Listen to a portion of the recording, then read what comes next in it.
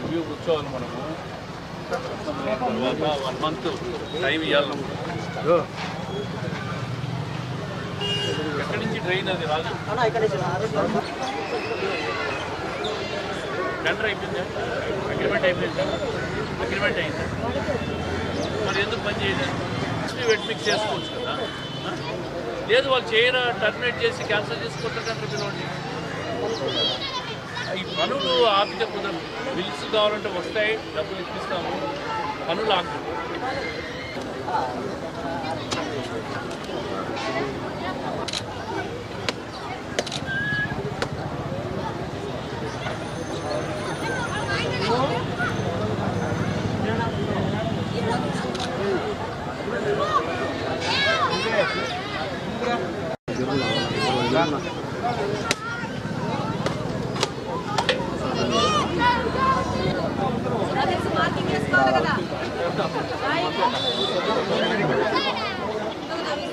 ఎన్నికి వచ్చారా మీరు? ఎన్నికి రావాలా మీరు?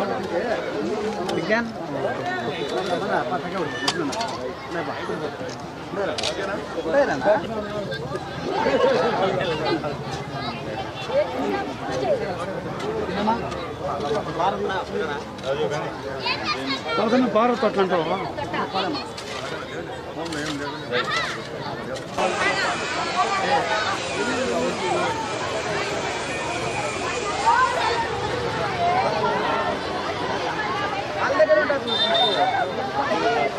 కడప నగర అభివృద్ధిలో భాగంగా ఈరోజు ఈ గాంధీ స్కూల్ దగ్గర డ్రైనేజీ పనులు ప్రారంభం కోసం ఈరోజు టెంకాయ కొట్టడం జరిగింది.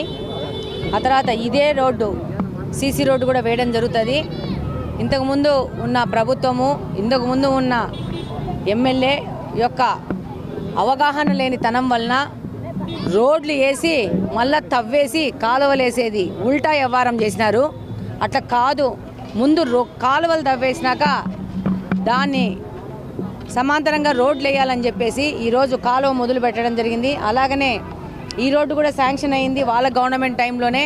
అది కూడా పనులు మొదలు పెట్టిస్తున్నాము. ప్యారలల్గా ఈ రోడ్డు మూవ్ అయ్యి ముందుకెళ్తా ఉంటే దాని వెనకనే ప్యారలల్గా అతి త్వరలో ఈ రోడ్డు కూడా తయారు చేసి ఇది ప్రజలకు అందుబాటులో తీసుకురావడం జరుగుతుంది. తెలుగుదేశం ప్రభుత్వము ఇక్కడ మేము పోటీ చేస్తూ చెప్పి కడప నగర అభివృద్ధి మాత్రమే మా ధ్యేయం అని చెప్పేసి మా మేనిఫెస్టో అని చెప్పినాము. అదేవిధంగా మేము గెలిచినప్పటి నుంచి పని చేస్తున్నాం. అందులో భాగంగానే ఈరోజు మొదటి పని మొదలుపెట్టాము. ఇది మొదలు మాత్రమే. ఇంతకంటే పెద్ద ఎత్తున కడప నగర అభివృద్ధికి మేము పాటుపడతాం, పని చేస్తామని తెలియజేస్తున్నాం. ఎంత cost? General fund madam 10 lakhs train, 45 lakhs వచ్చేసి రోడ్డు మేడం, అది కూడా general fund madam. General fund మీద ఈ డ్రైన్ 15 lakhs విశ్వేశ్వరయ్య బొమ్మ వరకు జరిగింది. అలాగని ఇక్కడి నుంచే సీసీ రోడ్డు కూడా 45 lakhs 44 lakhsలో ఎస్టిమేషన్లో ఆల్రెడీ ముందే జరిగింది. ఇది మేము ఎవరు టెండర్లు వేసుకున్నా ఏం వేసుకున్నా ఫస్ట్ అభివృద్ధి అనేది ముఖ్యమనే ఉద్దేశంతో ముందుకు పోతున్నాము. వాళ్ళలాగా వైషమ్యాలు చూపించేసి కడప అభివృద్ధిని కుంటుపరిచే ఉద్దేశం మాకు లేదు. ప్లస్ ఎవరెవరు ఇక్కడ కడప నియోజకవర్గంలో ఇంతవరకు వర్కులు తీసుకున్నారో వాళ్ళకు కూడా పిలిపిస్తున్నాము. మీరు ఎంత తొందరగా పని చేస్తారో పని చేయండి అని చెప్పి వాళ్ళని కూడా తీసి రివ్యూ చేయడం జరుగుతుంది. ఇక్కడే కాదు, కడప నియోజకవర్గంలో మొత్తం ఏ పనులు టెండర్లు అయినాయి, వాళ్ళు ఎవరెవరు వర్కులు చేస్తున్నారు అనేది కూడా రివ్యూ చేస్తున్నాం. ఇప్పుడే దానిలో భాగంగానే ఢిల్లీ పబ్లిక్ స్కూల్ లైన్లో మేయర్ గారి చుట్టాలు, మేయర్ గారు వాళ్ళు వర్క్ తీసుకున్నారు. అక్కడున్న కల్వర్టు చాలా నిదానంగా చేస్తున్నారు అనేది కూడా సంబంధిత అధికారులు చెప్పడం జరిగింది. ఇమీడియట్గా వాళ్ళకి చెప్పాము, కాంట్రాక్టర్లను పిలిపించేసేసి రివ్యూ చేసి కల్వర్ట్తో పాటు ప్యారలల్గా రోడ్డు పని కూడా అయిపోగొట్టాలా అని చెప్పాను. వాళ్ళకి టైం కూడా ఇచ్చేసేసి ఆ టైంలో పని చేస్తారో లేదో అడగండి. అడగకపోతే వాళ్ళు పని చేయకపోతే వాళ్ళని టర్మినేట్ చేసి కొత్త వాళ్ళని పిలిపించేసి టెండర్లు కూడా పిలిచి ఆ పని అతి త్వరన అవ్వాలని చెప్పేసి అక్కడున్న చదువుతున్న విద్యార్థుల తల్లిదండ్రుల యొక్క ఇది డిమాండ్ కాబట్టి దానికి టాప్ ప్రయారిటీ తీసుకుని అది కూడా మొదలు పెట్టమని జరిగింది. దాంతోపాటు నియోజకవర్గంలో ఉన్న మిగతా వర్కులు కూడా రివ్యూ చేసి వాళ్ళని కూడా అక్కడ తీసుకున్న కాంట్రాక్ట్లను కూడా త్వరితగతిన పనులు ఫినిష్ చేసే విధంగా ముందుకు పోతామని తెలియజేస్తున్నాను. ఢిల్లీలో జంతర్ మంతర్లో దీక్ష చేస్తున్నా అన్నాడు. ఆయన ముందు ఎన్ని దీక్షలు చేయాలో 19 నుంచి 24 వరకు ఎంతంత మందిని వైసీపీ నాయకులు చంపినారో వాళ్ళందరి మీద దీక్షలు చేయాలి. అంతకంటే ముందు ఆయన అధికారంలోకి రాకముందు వాళ్ళ చిన్నాయన్ని వాళ్ళ ఇంట్లో కిరాతకంగా చంపుకున్నారు. మనం విన్నమేందంటే వాళ్ళ కుటుంబ సభ్యులే దీంట్లో ఇన్వాల్వ్ అయి ఉండారన్నారు. ఫస్ట్ దాని మీద ఆయన ధర్నా చేయాలి.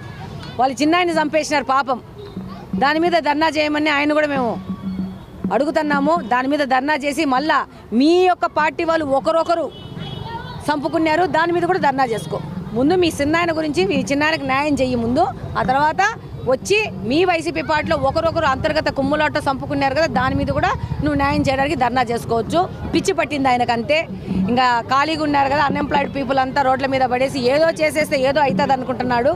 ఏదో రాష్ట్రపతి పాలన అంట. మళ్ళీ అట్లయితే నేను ఒక రోజు కూడా ఎవరు పాలనలో పెట్టిండే వాళ్ళు కాదు.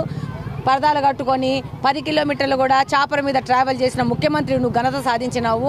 ఇంకా నువ్వు ఓడిపోయినాక ఇలాంటి కార్యక్రమాలు తప్పితే ఇంకెలాంటి కార్యక్రమాలు చేస్తావని ప్రజలకు కూడా ఏ విధమైన నీ మీద గొప్ప అభిప్రాయం లేదనేది నీ యొక్క ఆఫ్టర్ ఎలక్షన్ స్టేట్మెంట్తోనే అర్థమైపోతాం.